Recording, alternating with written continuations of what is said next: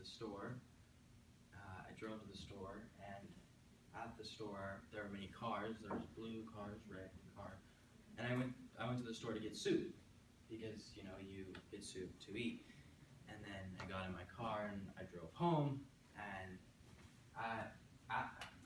on my way home, I saw lawns in front of houses, and people cut those lawns. Now, I could communicate like this for the rest of my speech. I could also continue to use written material that even my 10-year-old sister thought was bad, or I could communicate effectively. I only presented in the way that I did to show an example of the disconnect one feels when not being presented to in a compelling, personal manner. Communication defined by the author and the writer and doctor of medicine, Harold Diner, says that communication is the human interaction. It's the way that we unlock our career and personal success. Oxford Dictionary defines communication as the ability to successfully communicate our feelings and ideas to other people. Now, it states so well on the Stoa first page website, we are here to speak boldly, changing the world for Christ. In reality, it's the only reason that you, me, or anyone else is here today. That's because I believe this is true, that communication is one of the most essential abilities to master on our time on this earth, due to the impact we can have on ourselves or the others around us if we use it wisely and effectively. To better look at this idea of communication, I'd like to ask 3 different questions. First, what is communication? Second, how do we communicate? And finally, why do we communicate? So first, what is communication? I can tell you what communication isn't. It's not just giving out information. According to the journalist Sidney Harris, who wrote for the Chicago Times for many years and wrote a column for over 200 newspapers nationwide, he says that there's a key difference between the two words information and communication. Information is giving out, whereas communication is getting through. Now, I think my sister shows a good example of this when she wants me to drive her somewhere. For example, Matthew, can you take me to Starbucks? Matthew, can you take me to the mall? Matthew. She's giving out information, but she's not really communicating, and she's not having me feel the need to go to the mall or Starbucks or wherever she wanted to go. Communication is getting through, but what exactly does that mean? Communication isn't limited to one action. It's not limited to speaking. It's not limited to the physical movements that we use. It's not limited to art.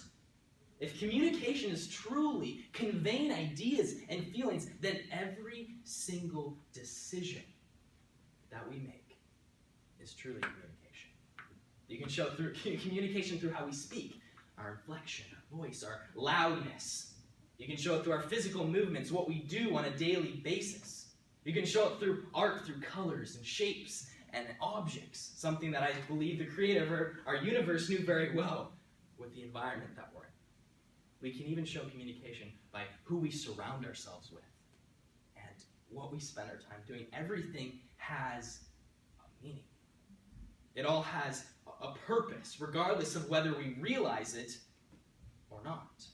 Therefore, the manner in which we communicate this information and we use our actions is very important, which leads me to my second question. How do we communicate? Now, technically, somebody could have absolutely nothing to talk about and still manage to captivate an audience, something I believe that politicians know how to do very well. For example, I'm going to start off talking about absolutely nothing. And then I'm going to tell kind of an embarrassing story that's kind of funny. That's usually where you laugh. Or not. That's thank you. That's good too. Or I'm going to show some startling statistics. 1 + 2 = 3, and 4 + 5 = 9. Math, it's a real thing. And I'm going to do this with my right hand. I'm going to do this with my left hand to grab your attention and to also show you I do indeed know my right hand from my left hand. And now I'm going to bring you back in and talk about even more nothing. Now, I may have been over-exaggerating, but I hope you understand the point I'm trying to get across. How you present information is important. It matters a lot. Now, this applies specifically to verbal communication and non-verbal communication, but this transfers and applies to any subject or area of communication. We have to understand what movements we make. We have to understand how we present it, the techniques that we use. It all goes into a play to impact the importance and the overall tone of who is listening, the audience. Now, all this information is great and it's interesting, but it's not really helpful if we don't understand why we communicate. So why do we communicate? Now, for some, it's to captivate. For others, it's to interrupt. For some, it's to build up someone's motivation, to inspire. For some, it's even to abuse. Every word that we say, every way of communication that we possess has a meaning. Therefore, perhaps the bigger question is, why do you communicate? I can't answer that question for you. For Rosa Parks, when she refused to change spots, she stood for equality. When Hitler said, to conquer a nation, first disarm its citizens, he stood for evil and destruction. When citizens all across the nation just 2 months ago stood on 9/11 with their hands over their chest in silence, they stood for the respect of those who were lost in 9/11. Interesting enough, when Van Gogh, during his lifetime in his painting career, he only sold one painting. But his communication of art, he showed persistence and he showed beauty. And perhaps the most important to me, when Mary Magdalene said the words, "He has risen," she stood for the truth. Our words have a purpose. Our communication, however you do it, or how, or what, or why, has a purpose.